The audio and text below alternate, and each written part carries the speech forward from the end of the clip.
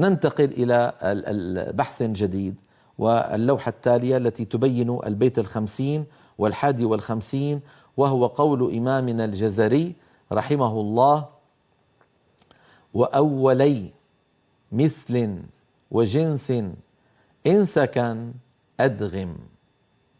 هذه قاعدة: وأولي مثل وجنس إن سكن أدغم، كقل ربي وبلا وأب في يوم مع قالوا وهم وقل نعم سبحه لا تزغ قلوب فالتقم.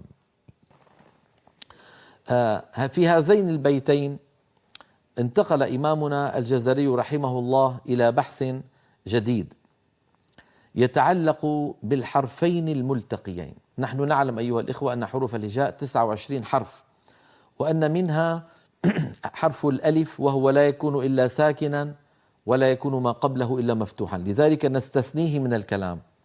فلو تركنا الألف يبقى من الحروف 28 حرفا. هذه 28 ممكن يجي أي حرف مع الحرف الآخر، كل الاحتمالات مفتوحة. فالحرفان الملتقيان في لغة العرب لها 4 أحوال: إما أن يكون الأول التقى حرفين في النطق، إما أن يكون الأول عين الثاني، باء باء، ميم ميم، تاء وتاء، شين وشين إلى آخره. وإما أن يكون الحرف الأول من مخرج الحرف الثاني، يعني الحرف الأول والثاني كلاهما من المخرج نفسه، لكن الفرق بينهما في بعض الصفات، كالتاء والطاء.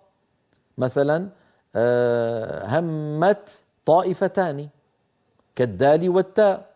مثلا قد تبين، الدال من نفس مخرج التاء، قد تبين، همت طائفتان.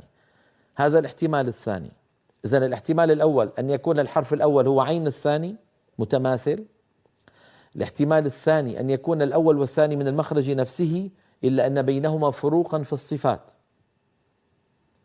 هذا يسميه العلماء حرفان متجانسان.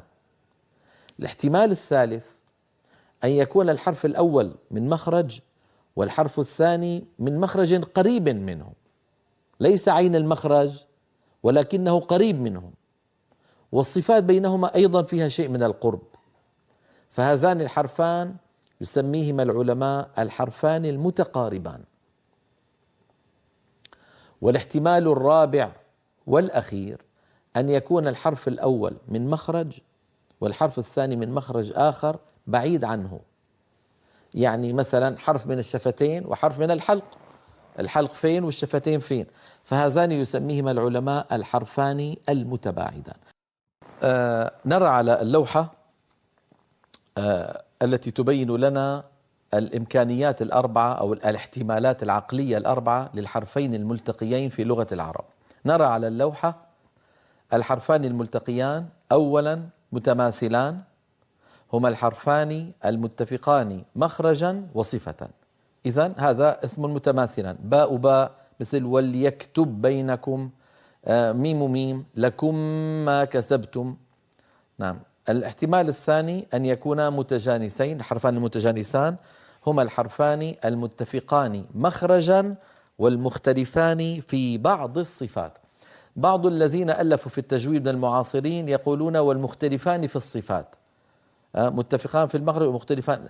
قد لا يختلف الحرفان في كل الصفات، قد يختلفان في بعض الصفات، فالأدق أن نقول والمختلفان في بعض الصفات ولا نقول المختلفان في الصفات.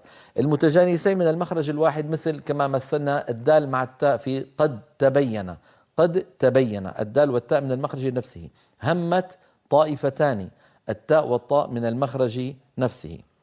نعم. نرى على اللوحة الاحتمال الثالث أن الحرفان المتقاربان هما الحرفان المتقاربان مخرجا وصفة، يعني مثلا مثل القاف والكاف.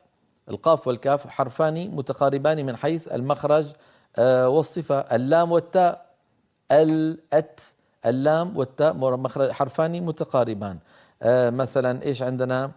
الدال والضاد مثلا، الدال أد من طرف اللسان، أض من حافة اللسان، فمخرج الدال ومخرج الضاد متقاربين، مخرجان متقاربان. الاحتمال الرابع أن يكون الحرفان الملتقيان متباعدين، فالمتباعدان كما نرى على اللوحة هما الحرفان المتباعدان مخرجا وصفة، وقد مثلت لكم منذ قليل بحرف شفوي مثلا كالباء، وحرف من الحلق مثلا كالهمزة، فما علاقة الباء الشفوية بالهمزة الحلقية؟ لا علاقة بينهما. هذا هو الاحتمالات الأربعة لالتقاء الحرفين. قال إمامنا الجزري: وأولي مثل وجنس إن سكن أدغم كقل ربي وبلى. وأولي مثل، إذا تكلم على المتماثلين والمتجانسين، وأمرنا إن أتى الأول ساكنا أن ندغم. هذا الكلام مجمل له تفصيل سنذكره في الحلقة القادمة، ونعرف الإدغام ما هو ونبين حقيقة ذلك.